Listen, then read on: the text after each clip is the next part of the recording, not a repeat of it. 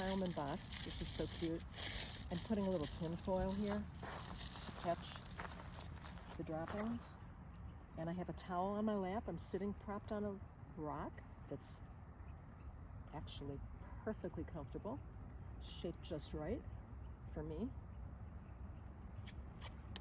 And I'm going to tape this in place. There's no easel that comes with this little box, but it does have this cute little lid, and I can fit small pieces of paper in here, which are great, but I wanted to work a little bit bigger, so I have a piece of paper taped to a board, and then I tape my board around to my box so it stays in place. And then I am going to tape my little crumb catcher so that,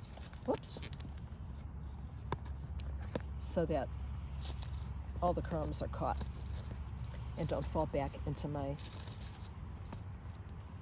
palette. And it's just such an easy and comfortable box to travel with.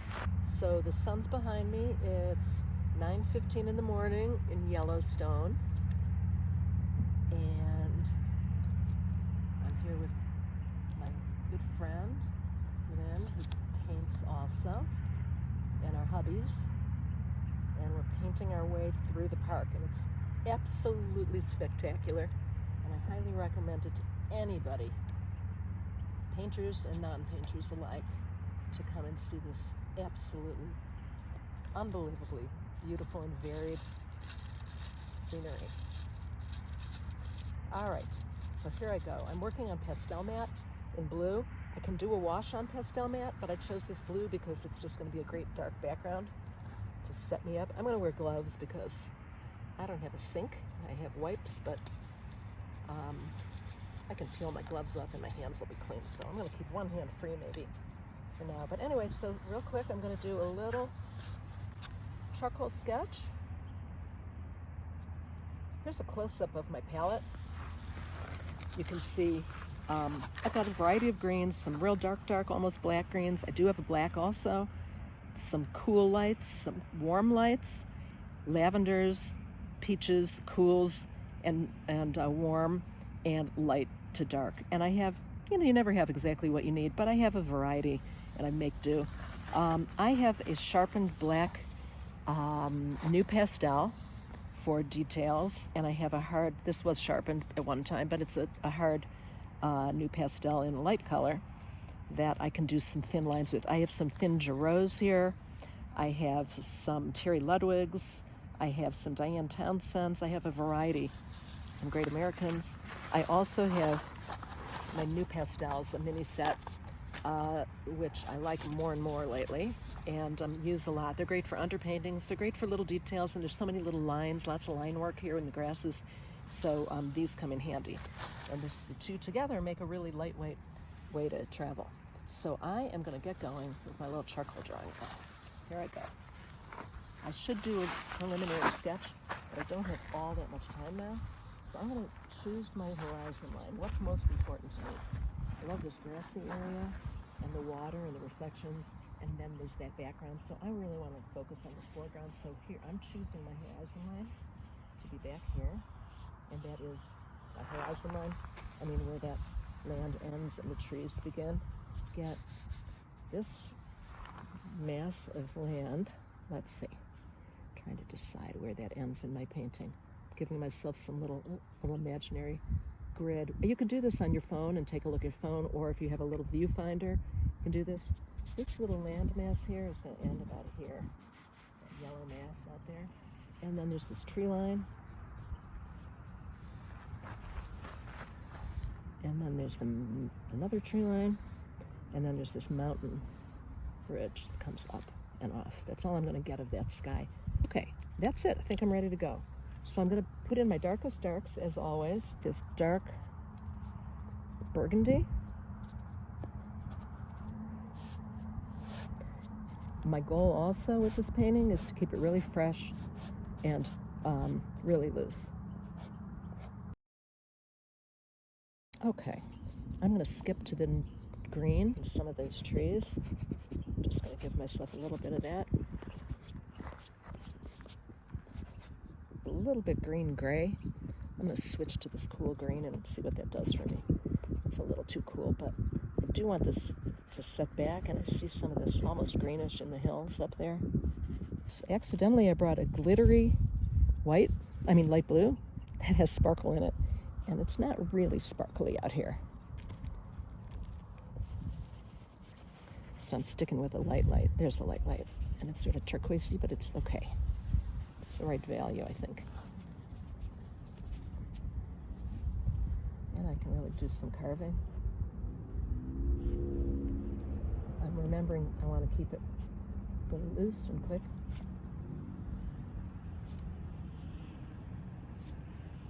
There's my sky. I can see this is going to go pretty fast. This shadow here is a little more, now that I'm looking at it, it's a little teal green, blue. So I'm going to add, it's almost the color of this paper really, but darker. Just adding a little of that in. And I see maybe a little bit in the shadows. No, I don't. Forget that. But I do see it in the water. I'm going to come back in right now and get this, the dark of the water, which is the reflections of what's up above. So I'm going to put some of this dark in. Oops. That's the hazard of wearing gloves. I sometimes scrape the glove on and don't get the pastel on. There's that. I'm squinting to see where I see the dark. And the paper is definitely serving as a value here. Is lights in here? There's a section in here.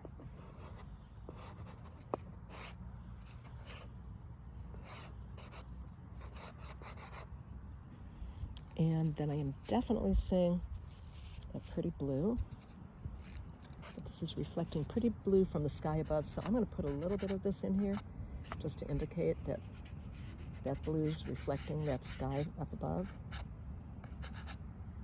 And here we go, that's the right color. This is a Giro, so it's semi-soft. I like that it's narrow and not a big, heavy, chunky thing. It's easy to use these Giros on smaller pieces. And this just goes really blue here.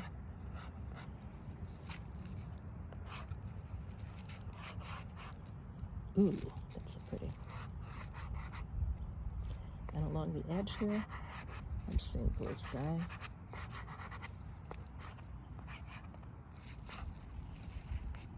Oops, I broke that.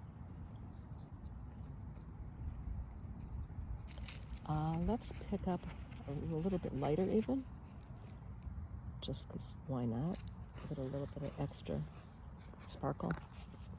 I'm going to come back into the background yellows. I'm first going to put in some of this, a little bit of a cooler light green.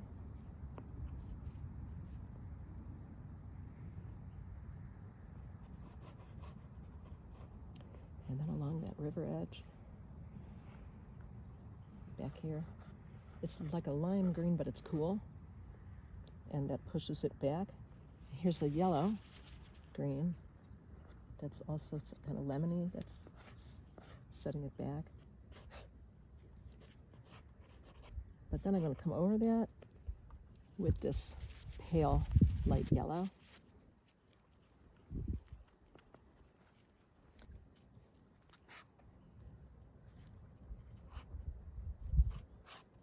Because it's what I'm seeing. And then I can layer some of that over it. I also see it here on the tops of these. So I'm just giving myself a little reminder that some of that orange comes around. Then I'm going to come back in with some of this yellow.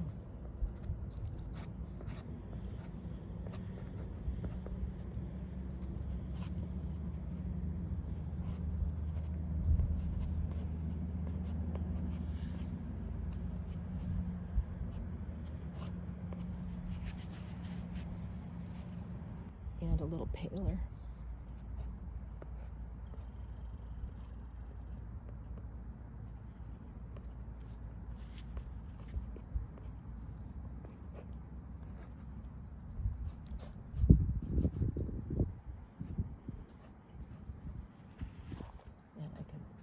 soften that.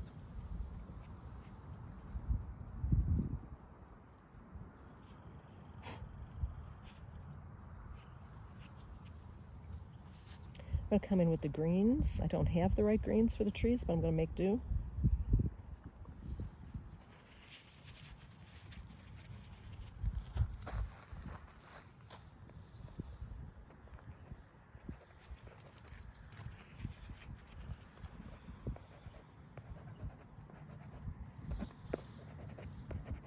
This is, I don't know what company. This might be Sennelier, and it's one of those that's actually a little too hard.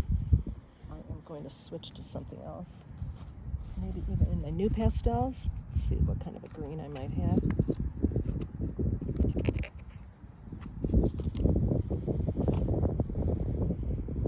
And I'm going to try, let's try this green also. No, that's too blue-green. Let's try this. I'm going to have to just get in the light sides of the greens of the trees.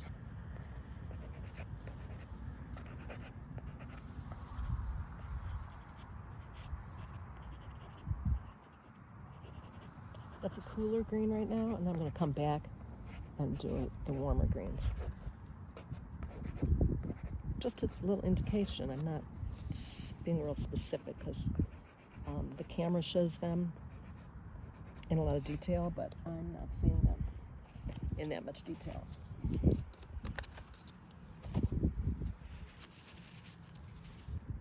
Now the light's hitting this side.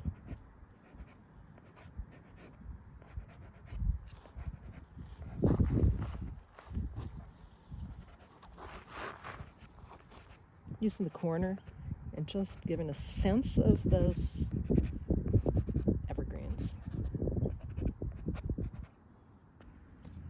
And I can even come in here. Let's try this and see what happens. As it gets closer to where I'm sitting. Just to bring in some contrast, use some brights.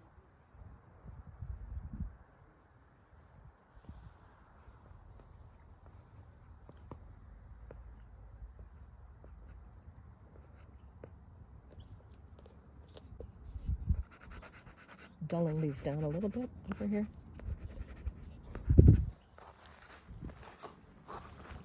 And let me get some of these grasses in here.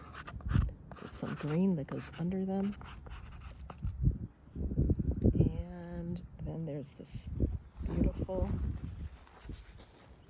orangey. Actually, it's sort of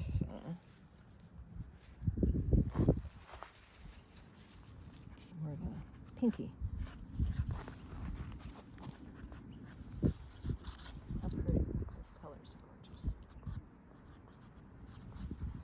And this leaves me just a nice foundation for coming back with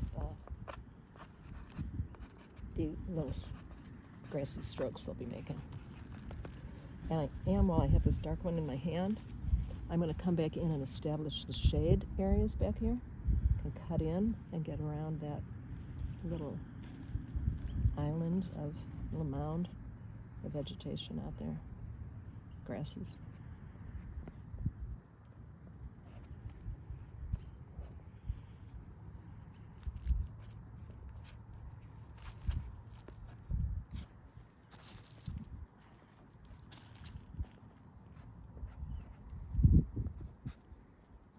It's a play between light and dark, and you get it in and then you lose it and you have to get it back. And I'm going to go with, I have a black, little touch of black. I'm going to get real dark back here.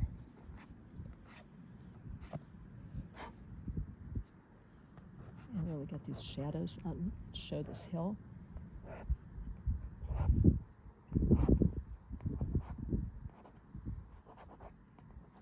It's making everything else really pop. It needs that intense dark and intense light to make everything work.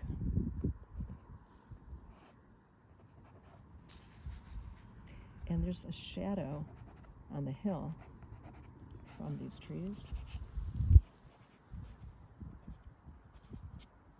Okay, let's go back to my blue a little bit and my green for the water.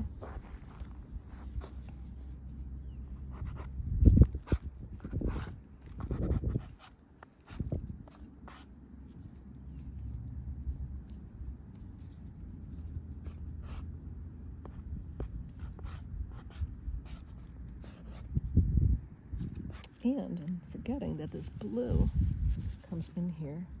Let's reestablish that. That's the wrong blue here.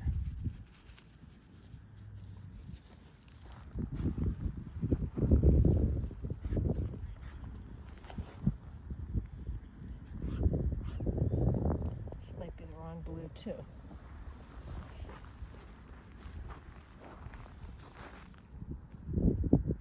Yeah, this is the right one. This is the one I broke.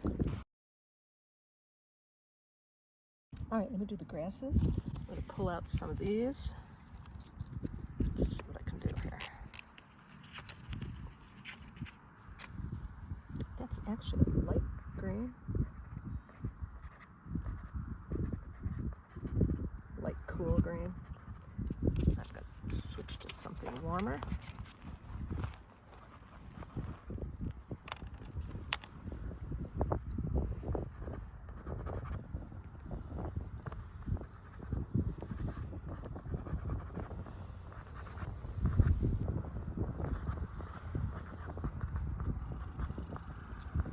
Using the corner.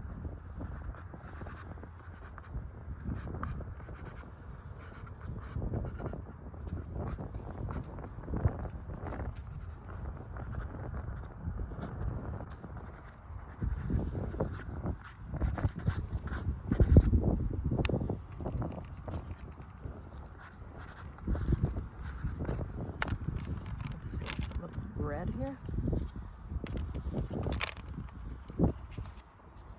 A rosy red.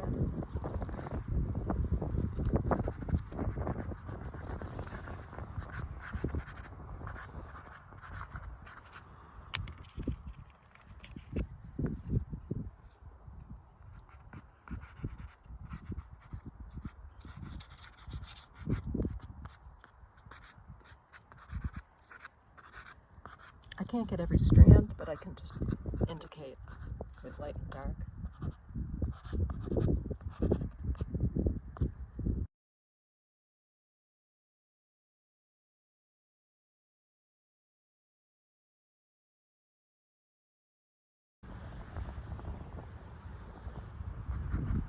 That's my black. I'm touching it real lightly just to get some darks in here.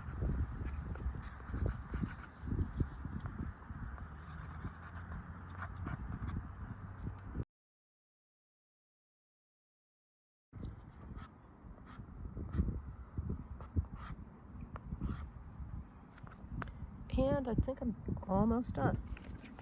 Let's get a little bit of light in this mountain.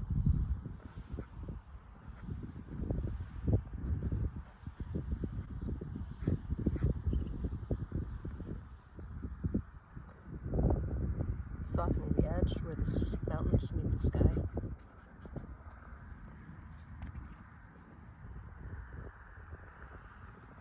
The light's changing now and things are brightening up a little bit up here.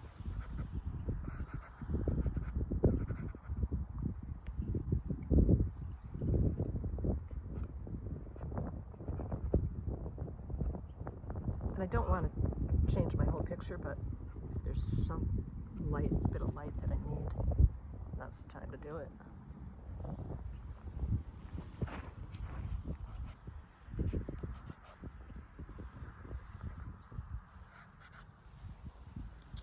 And I think that's about it. I think I've done what I wanted to do here.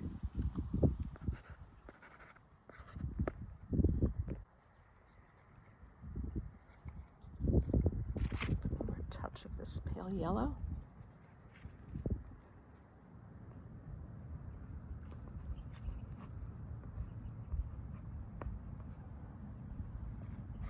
Reestablish that.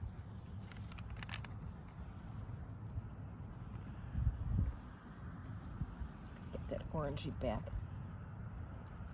That's important.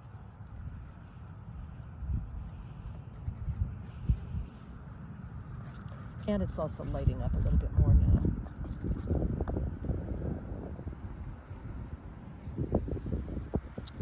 Last thing, I see a couple little pops of green now lighting up here. Helps define the shoreline back there. And I think I'm going to call it done. Thanks for watching. I'm in West Yellowstone, painting along the Yellowstone River, and it's been so much fun. See you at the next stop.